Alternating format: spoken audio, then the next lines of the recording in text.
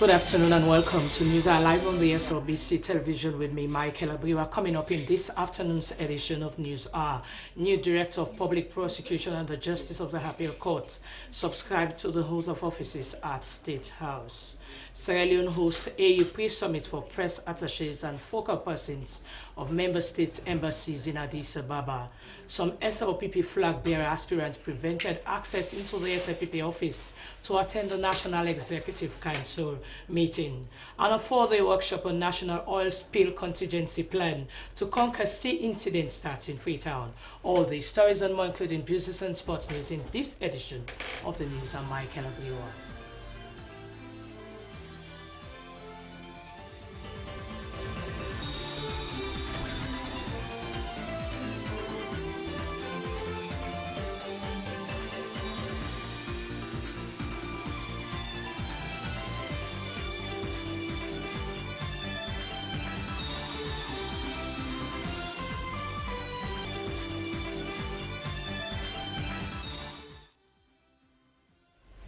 We begin the news. Another inter-party conflict has been reported at the SLPP headquarters, where some intending flag-bearer aspirants were prevented from entering into the SLPP office to attend the National Executive Council meeting. It could be recalled 1 week ago that of an incident in Kenema which left an SLPP supporter dead. The alleged assailant is one Foni, who is presently under police custody helping them with investigations. The SLPP has been surrounded by inter-party conflicts, which has left many to wonder whether the party is in a strong footing for the next elections. One of the people prevented was Dr. Jonathan Tengbe, who explained his experience on Good Morning Show. But I will give you the background to why we were there in the first place, because a lot of people are saying, why were you there? Well, I have my schedule is quite busy, but it came about a couple of days before a PPRC. It was decided, in the interest of peace and unity within the party, the PPRC, and in coordination with the rest of the peace team that were there at that meeting, I was invited but I didn't go, agreed that flag bearer aspirants should be invited to the next meeting. That was the Saturday. The reason why they were invited was to be observers to the decision for the lower level election that is about to start. And the Justice Tolatontin was very clear on that, according to one of my colleagues who were there, that yes, they should be there because they are stakeholders and that election is going to affect them considerably. We have no business attending lower level, next election, because we don't actually present reports, we are not executive members of the party. We are aspirants and we know that, we know our role. But if the chief executive, in the presence of justice in this country, allows us to go to that meeting, it's our responsibility as responsible leaders of the future for the party to attend that meeting, and that's what exactly we did. I particularly questioned that. I requested that if I don't get a written letter from the chairman, I will not attend. So the chairman was very responsible. He provided us with a letter and a list of those who are going to attend from our side. Quite naturally, I was there with my colleagues and we were refused entry. So who stopped you? The security, they had the security at the gate, at the door. But the gate, we went through the gate. But when we got to the door, there was a security, and we are refused entry by the security. So this security is representing who? What was the reason for not? Well, they told us that it has been decided that we should not attend the meeting. The security, they had the security at the gate, at the door. But the gate, we went through the gate. But when we got to the door, there was a security, and we are refused entry by the security. They told us that it has been decided that we should not attend the meeting. Then we said, who decided? They said the chairman and his executive. So we requested the chairman to come and address us and make it clear to us. Obviously, with due respect to him, he came down and we started to talk about this. He explained, but he did not give us the exact reasons publicly why he stopped us from entering. Personally, I requested him to give us a reason why that's quite the natural thing to do. If you invite me to your house, and obviously SLPP is our house, we own it as well, we are stakeholders to it, but if you invite me and I go into that office and you don't allow me, I have the right to ask for a reason why you are. But he just apologized to us, gentlemen, I'm sorry for the inconvenience, but please just go back peacefully. And we all, as peaceful citizens of this country, with no skirmishes, we just walk away peacefully. So how many of you were there? I think about 5 or 6 of us. And you all were told to return? Yes. That Saturday, I told you, people think that it's embarrassing. It was embarrassing for us. Yes, it was, because senior people in the party being stopped to enter your own house is embarrassing. But it gave us also an indication of what sort of election we are going to face. So we are going to put systems in place during that election to be able to get the best out of the election, because we don't want to delay the election anymore. We want to go ahead and do it. They have extended their time to election, which is fine, to run the election. But we'll make sure that Dr. Jonathan Tengbe, one of SLPP flag bearer aspirants, explaining his experience on the current party rancor. Well, earlier, the Alliance of All Aspirants of the Silent People's Party has called a press conference condemning the alleged killing of Daddy George, an SLPP supporter in Kenema. 7 out of 12 of the members were present at the press conference. They condemned all forms of violence in the party and called on all law enforcement agencies to help them restore peace and maintain law and order in the party. Francis Danema attended the press conference. Of Daddy George to death, the executives and other functions within the party have issued series of press releases condemning the act. Even though all factions within the party have condemned the act, accusing fingers have been pointed at different flag bearer aspirants that their actions led to the killing of Daddy George. Recently, John Opojo Benjamin accused supporters of Mada Bio of chasing him after his party meeting ended. He added that Daddy George later came to him in a pool of blood. The SLPP Eastern Region Chairman Philip Thondone, on the other hand, accused JOP of going with thugs to Kenema who were singing behind him. The violence in the SLPP, according to one of the flag bearer aspirant, Engineer Andrew Kiley, has gone beyond their imagination. He called on the police to thoroughly investigate and bring perpetrators, instigators and financial sponsors of the matter to book. Another flag bearer aspirant, Alpha Timbo, gave analysis of violence in the party. In the air, we say the police don't lack now. You see people and they build up, they camp, so you know advice for me to continue. So we terminate the meeting. When we terminate and all, now in the AIG we escort banana light and deal with them down. Right? We go the me left na me room.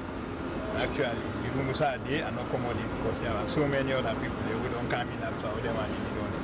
So you know, not think about that. Then 20 to 30 minutes, where JOB call me, where he say, advise say they don't start one of me over them. He said they need to rush them to go now. So now so can go ask, make a can. He not to say back, now he call me back say in fact you go on that. So me Kade Kole Michaela, who is also an arrogant, informed journalist that he was refused entrance to the SLPP office, even though he was invited to a meeting by the party's National Executive Council.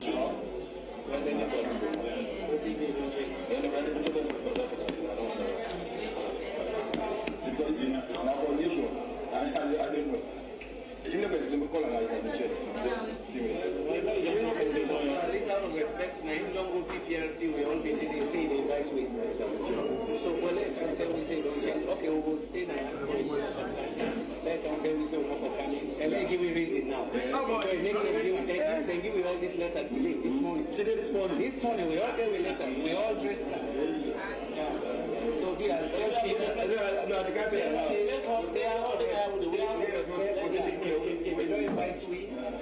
And if you're from PPRC, say invite me out of respect to because everywhere we go for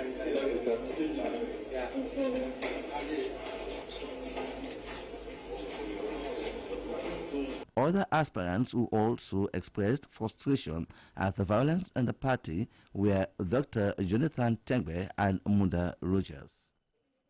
The first triennial conference Association of Journalists has ended in Bo. Over 400 journalists across the country gathered to discuss issues affecting them with a focus on sludge at 45, challenges and opportunities. Part of the conference was the election of a new national executive. The incumbent, Kelvin Lewis, defeated his former vice, Stanley Bangora Jr. SRBC's Princess Gibson defeated Fonti Kabia of AYV. Kevin Lewis is the newly elected president of SLAJ. He explained his plans for the association on Good Morning. I'm going to continue the transformation process. I'll deepen the transparency and accountability in the financial system. I'll try to fix the flaw in the governance system. And I want to unify and I want to get all journalists on board so that we can together fight for the repeal of the criminal libel. And for this, I must say, my appeal is let us practice responsibly. That is when the other side will have the confidence to remove that law. If we don't practice responsibly, then, they would not be, they would not like to remove it. So that's my appeal for now. And we had a very nice interaction with the Attorney General. He spoke to us frankly. And we saw that there is light now at the end of the tunnel. We have a way of moving forward now to get the law repealed. So I don't want people to jeopardize that fine line. Now, what procedures have my predecessors been using? One, they've been used to blasting. Blast the government, blast the government, blast the government. Okay. Then Umar went to court. The actual matter was not delved into. We were kicked out on a technicality. Now, a few weeks ago, I went to the minister, new minister, and said, this thing we have to talk about it. Now, I don't believe in shouting. I believe in negotiating. So I told him, let's meet. He called the roundtable meeting. We met. So at this stage now, we've had some interaction. And now we're talking. Because we cannot just achieve that by blasting and going to meet the president and saying, Mr. President, we want this thing repealed. I know they have their misgivings, they have their fears. So let's come to the table. You put your fears across, we will put our case across, and there has to be a meeting point. If we get to that point, then something might shift. And that's my belief. That is where we're moving to now. The AG came and spoke to us. He spoke to us from his heart. It was very interesting. In fact, a lot of people said it's been a very long time that they've enjoyed a session at SLAJ. Kevin Lewis, the newly elected president of SLAJ, was on our Good Morning show. The Deputy Minister of Energy, Alhaji Hassan Bari, has over the weekend launched the Bari Obama Foundation in Kamakwe. The Bari Obama Foundation is to help women and youth and also to foster unity among the people of Kamakwe. The organization was formed after engineer Hassan Bari lost the 2012 parliamentary symbol. Daphne Kimma-Macaulay filed in this report. The Bari Obama Foundation was formed to foster unity among the people of Kamakwe and to help women and youth develop. The organization was formed in 2012 when engineer Bari lost the parliamentary symbol. The Minister of Mines and Mineral Resources, Alhaji Menkalu Mansari, said, politics or no politics, peace should prevail among the people of Kamakwe. This crowd we see here today, we get meaning and for let this community develop. The one that we stop here. Well, we'll bring you news on that later in a subsequent news program. However, we still have to continue. The newly appointed Director of Public Prosecution, DPP Sulaiman Alfaba, and the Justice of the Appeal Court, Honorable Justice Mange Dintarawali, have subscribed to the oath of office before President Ernest Bai Koroma at State House. Razia Bash Camera sent us this report. Sulaiman Ahmad Ba, do hereby in the name of Allah swear that I will faithfully and truly discharge the duties of the office of Director of Public Prosecutions of the Republic of Sierra Leone, and that I will support, uphold and maintain the Constitution of Sierra Leone as by law established. Presenting the newly appointed Director of Public Prosecution, the Deputy Minister of Justice, Aro Bakari, said that Mr. Ba was appointed by President on the recommendation of the Judicial and Legal Service Commission that was approved by Parliament. Congratulating Mr. Ba, President Koroma pointed out that he has been on the job for quite a while and he knows that he is fully aware of the challenges, but his appointment in keeping with the current reform program that is now effected with the hope that it will enhance the service delivery in the sector. He added that with the support of the staff and the new leadership that is provided from the Office of the Attorney General, he will be able to live up to the task.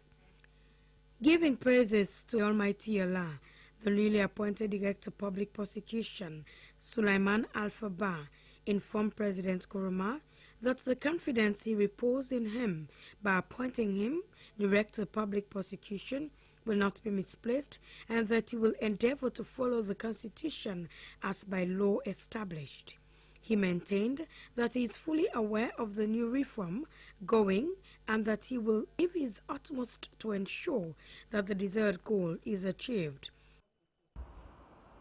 I, Mange Fana Dintarawali, do hereby in the name of God swear that I will faithfully and truly discharge the duties of the office of Member,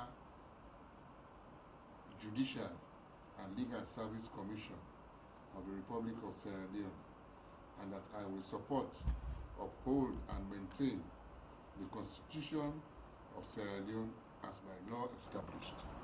In another engagement, Justice of the Appeal Court, Honorable Justice Mange Fana Dintarawali, has also subscribed to the oath of office as member of the Judicial and Legal Service Commission.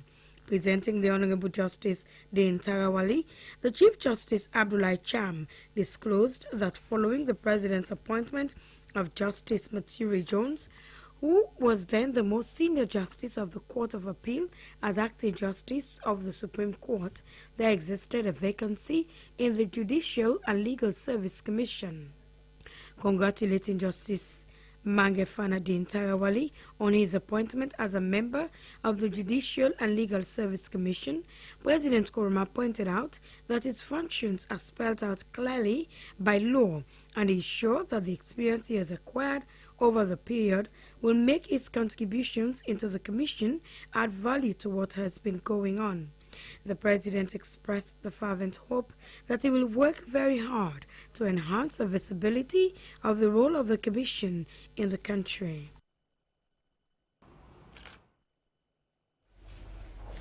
Sierra Leone is hosting a pre-summit workshop on engaging press attachés and focal persons in communication at the African Union member states embassies in Addis Ababa.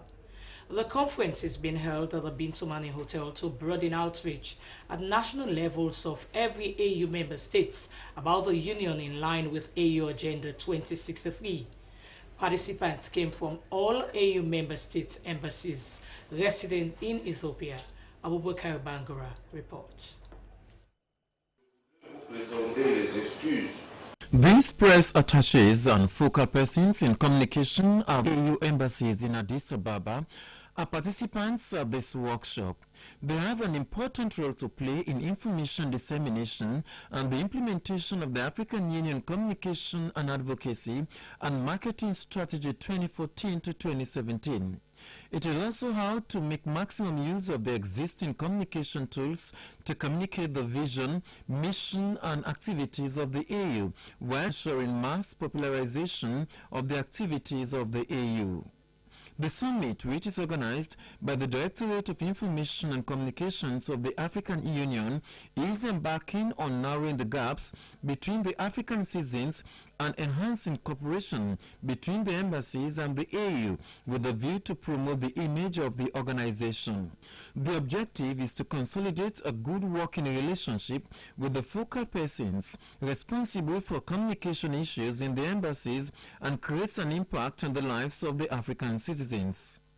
The aim is also to strengthen dialogue between the AU via the respective embassies and also to develop and enhance the knowledge of communication specialists and establishing an effective dissemination channels to bring AU-related information to the diverse target audience in line with development flagship projects of the African Union. Participants will be discussing issues such as AU Press Network, information dissemination from the AU to the respective countries, and the Agenda 2063 vision for the African continent, among others. Officially opening the workshop, Deputy Minister of Information and Communications Cornelius Devo spoke about the significant role being played by the government in the quest for One Africa. He says the summit will broaden outreach of the attaches in the view of Agenda 2063 could not have come at a better time now. The Deputy Minister notes that Sierra Leone as a nation is heartening to learn that Agenda 2063 will encourage discussions among stakeholders of both medium and short terms so as to ensure positive socio-economic transformation within the next 50 years.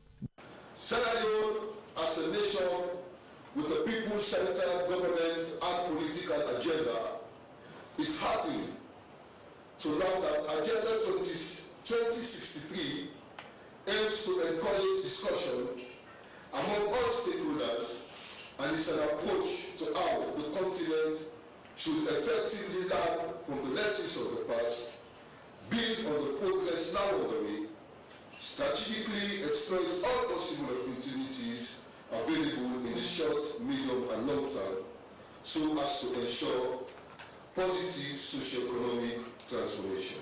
Representing the chairman of the Permanent Representative Committee, Duranji Koten, describes the summit as important and spoke about the commitment of the African heads of states to develop the continent through the 2063 integration agenda, socio-economic development, and the agenda for peace and security, democratic governance, among others. Duranji Koten adds that these ideas have been embedded into the development plans of all African heads of states that represents collective efforts and opportunity for Africa to reclaim control and determine the destiny supported by the AU vision for a prosperous and integrated culture for a peaceful coexistence in Africa. According to him, the agenda will define the growth trajectory for Africa for the next 50 years for rapid progress in Africa. Minister of State Foreign Affairs Mohamed Jibril Cissé says holding the summit in Sierra Leone is remarkable for citizens and non-citizens alike to have a better understanding of the role of the African Union in promoting peace and stability, economic reintegration, governance and human rights in the continent. He calls on the participants to take the summit very serious as recommendations will be looked into effectively for the development of Africa. Representing the chairperson of the African Union, Christiana Mutondo, spoke about her dreams to see Africa develop with the collaborative efforts of the press attaches and the respective governments in implementing the Agenda 2063. Acting Director of Information and Communications at the African Union, Esther Azatankoi, says another summit will be held in Kigali, Rwanda, for final strategies to ensure that the outcomes of the pre-summit in Africa will go through the various channels of communication and reach to the common African population at all levels, including the grassroots. but they are communication ambassadors of the African Union to relay information from the headquarters of the African Union all the way from Addis Ababa to the various countries at national levels. So when the meetings of heads of states will be holding, we want to be sure that whatever decision that is taken at very high level by the policymakers must be really informed, and we should be able to make sure that the population understand what is it that the head of state are planning for their well-being. There is something we call Agenda 2063. It's a vision, a very big vision for Africa. It's a development agenda for Africa for the next 50 years. However, at the end of the summit, recommendations will be included as part of the action plan of the AU for implementation with the view to promote the image of the African Union. SLBC News, Abubakar Bangura, Freetown. A 4-day workshop on the National Oil Spill Contingency Planning, Preparedness and Response for Sierra Leone to overcome oil tankers accidents at sea has started at the Marine House at Government Wharf. The session will create an opportunity to discuss and share ideas on the information on the latest technologies in dealing with maritime accidents and relevant regional conventions and protocols. Doreen Kaloko sent in this report. As the Sierra Leone Maritime Administration beefs up its strategy and outlines necessary measures that could prevent the country's territorial water from sea accidents, the 4-day session is to identify key issues relating to preparedness and quick response to prevent oil spill. The Executive Director of the Maritime Administration, Alhaji Wuro Jallo, says that preventing the country's territorial water is key with topmost priority to their institution.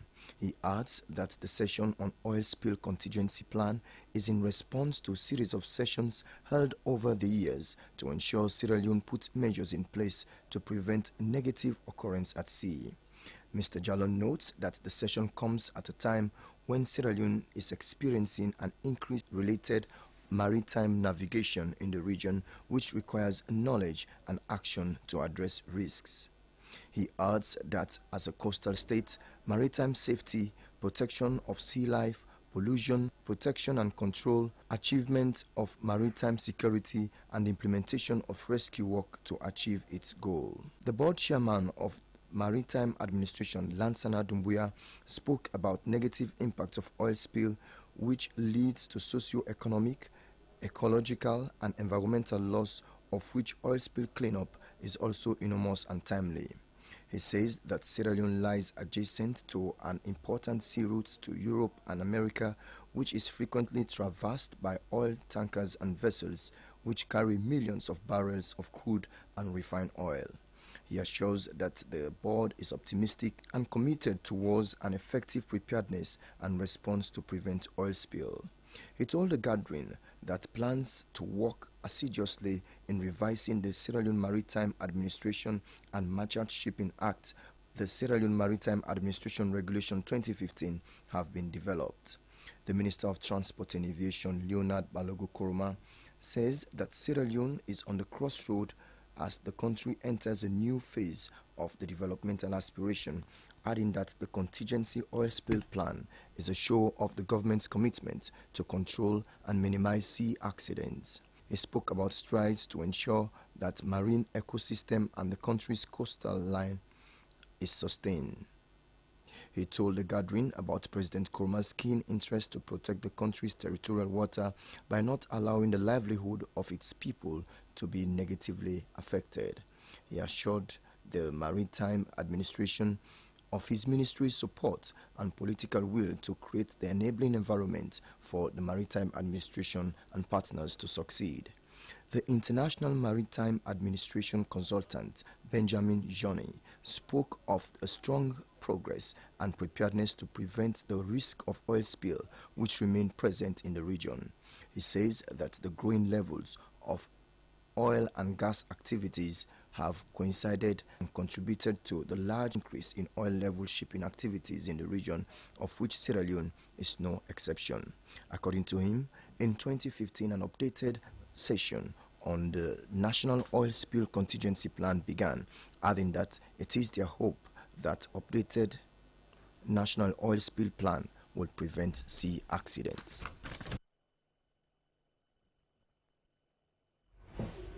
The Minister of Youth Affairs, Bai Mahmoud Bangra, has spoken on the need to build a strong partnership and commitment with the youth-related agencies and development partners to address challenges facing young people.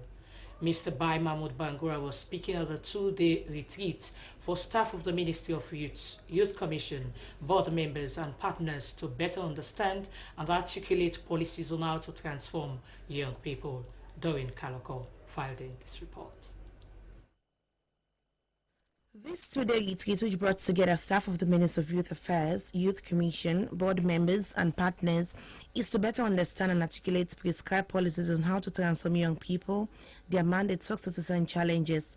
This is the first time the Ministry of Youth Affairs and the Youth Commission are coming together to discuss issues relating to youth development. As the National Youth Commission is expected to implement youth policies being prescribed by the government of Sierra Leone to the Youth Affairs Ministry, the two-day retreat is a sign of unity, commitment and readiness in ensuring that youth issues are seriously dealt with.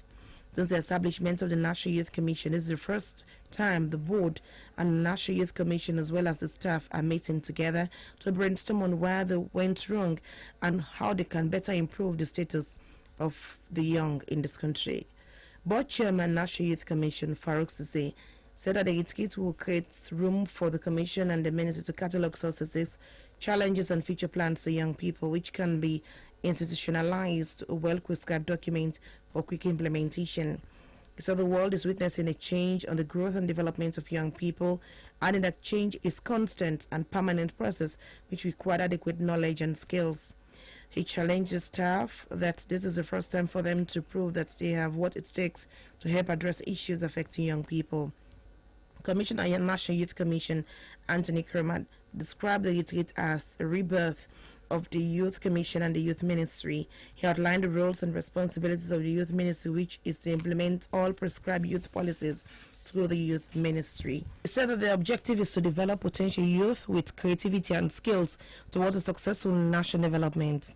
He said amidst resource mobilization, staff should hold the fort to ensure young people are catered for.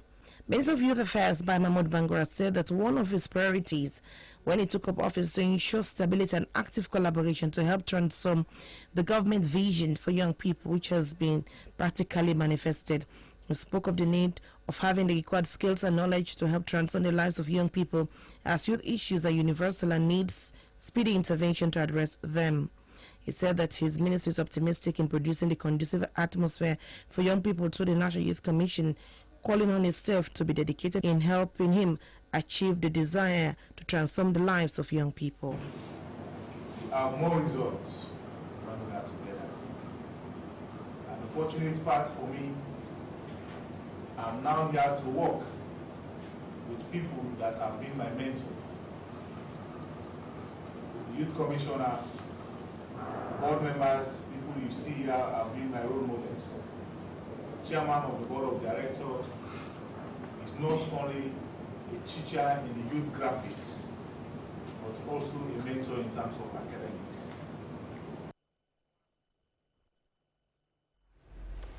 The Parliamentary Oversight Committee on Information and Communications, chaired by Honorable Bine Bangura, has commended the SLBC Regional Office in Bo for its developmental strides in the area of broadcasting in the southern region. They made the statement during a week-long oversight tour of the east, south and northern regions, respectively. Mahawa Leo reports. I think I was there 2 years ago, and the way the structure was, and now a vast difference. Just continue the hard work. Again, I want to appeal. I want to join my chairman to appeal to you. Call on the Kenema team. Motivate them, encourage them, counsel them to do more like you are doing. As mandated for in the 1991 Constitution of Sierra Leone, The Parliamentary Oversight Committee on Information and Communications, during its oversight functions in Bo, commended the station manager, SLBC Bo and team for what they refer to as diligent service to the nation. The chairman of the committee, Honorable Bine Bangura, said, among other things, that the SLBC Bo is the leading station across the region, noting the unflinching effort and innovations of the station manager, SLBC Bo. Honorable Bine Bangura said he was amazed at the rapid development at the SLBC Bo, whilst calling on the station manager and staff to continue the good work in the interest of the country's development. For a job well done. We were here sometime last year and year before last. And there has been significant development. We don't do much, but as a committee, we, out of our small mega resources we had at the time, we played our own part. Just to show you that we appreciate the kind of work we are doing. And we're just coming from Kenem. The way we left the building is the same way it is. No new development. So I hope they should be able to emulate the good work you have been doing here. Please encourage them. You know, you have been very hardworking in this area.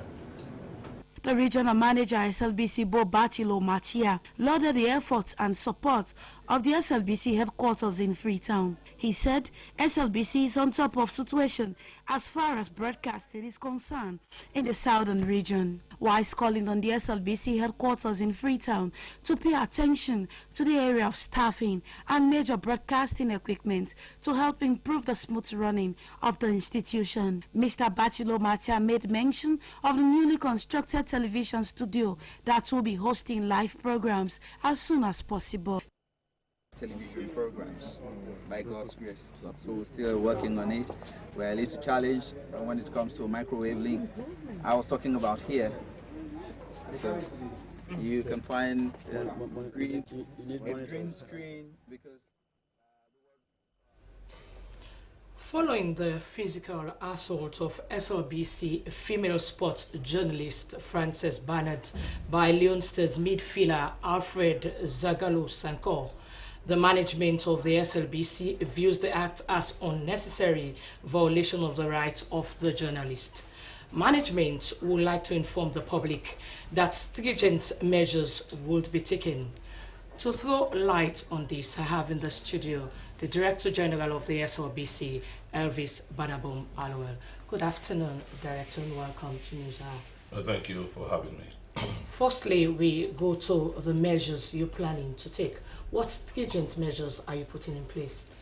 Well, first, let's say it's an unfortunate incident that a Sierra Leonean footballer in this country should attempt or even think about assaulting a journalist. How much more a national broadcaster journalist who has been merely doing a job as a broadcaster. And I think not only is it unfortunate on his behalf, but it is unfortunate for the organization of football in Sierra Leone. It is also unfortunate that such a situation should happen to our staff. We are not going to relent. We are going to make sure that if we have to take legal actions against Zagalo, we can do that because we think it's an uncouth behavior. It is a very barbaric behavior, and I understand that he has had national and international experience. And these are the kind of things that destroy the name of the Sierra Leone Football Association. It also destroys the name of young and upcoming players of the national team. And it must be considered that Zagalo is a bad influence to the footballers of this country. And we are going to make sure that we take all actions against him so that it becomes known to him and to others who are thinking about such behavior that the SLBC cannot afford to condone such action. And we think that it has caused our staff not only a degeneration in our own right as an individual, but an embarrassment to our institution. And because of this, as a management, we cannot allow this to go unaddressed. Now, if I could go back to what you said, this is not the first time these instances where female journalists have been intimidated. How can you link that to taking into consideration victimization of women in Sierra Leone? I think it's a sad situation. The president has said in a very robust speech that an assault on women in this country is an assault on the nation, and so it is a criminal attitude. We are calling for the police to investigate this matter, and Zagalo must be restricted in his movement because he needs to realize that he has assaulted all women, and therefore he is not fit to represent our country until he can recant or he has been punished for this activity. Now, if I could take from what you said, we understand that the alleged culprit is unapologetic. He doesn't even want to apologize. What is the supposed outcome of the situation in this instance? We are not going to countenance any arrogance that he may have had. We are going to follow the law to the letter. We have investigated the matter in-house to make sure we have the side of the victim. We consider our staff a victim right now, and our situation calls for a clear and robust investigation. We want the police and the government and the Football Association. The Minister of Sports is a very dynamic young man. We do hope that he's going to take this matter very seriously. We cannot accept an ordinary apology. This man must be brought to book and be told that such an activity, such an action is not called for in the 21st century. Now, before you leave us, as you leave, what is the management's final stance? Because I'm also part of it, being a woman and also a female journalist. What are we planning to do? We are going to ensure that female journalists in this country are protected, particularly those of the SLBC. And this is the reason why we talk about strengthening our security even on campus here. Because it could have happened that a malice of that nature could have resulted to any fatal incident. And so we cannot take that lightly. We are going to meet with the government. We are going to meet with the Football Association. We are going to meet with the police. We want this individual character to be made that such an incident cannot happen here. Cannot happen anywhere. It cannot be condonable. And therefore, we are going to follow the law to the letter to make sure that he answers for this kind of uncouth behavior. Well, thank you very much for joining us on News Hour this afternoon. He's the Director General of the SLBC, Elvis Banabom Alwell. Well, the Minister of Local Government and Rural Development, Maya Kaikai, has made a homecoming visit in Kenema, Kailaun and Kono District to express appreciation to the President on behalf of the people on his new appointment. Here's the report.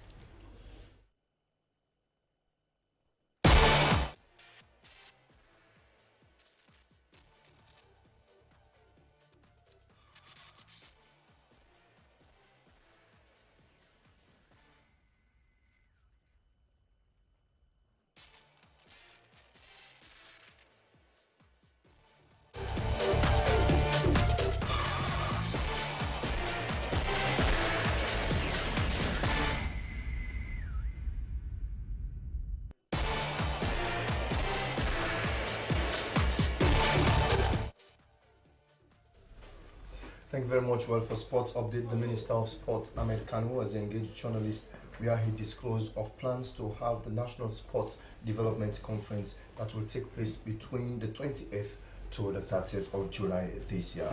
Well, Eunice Adenka was there and now reports.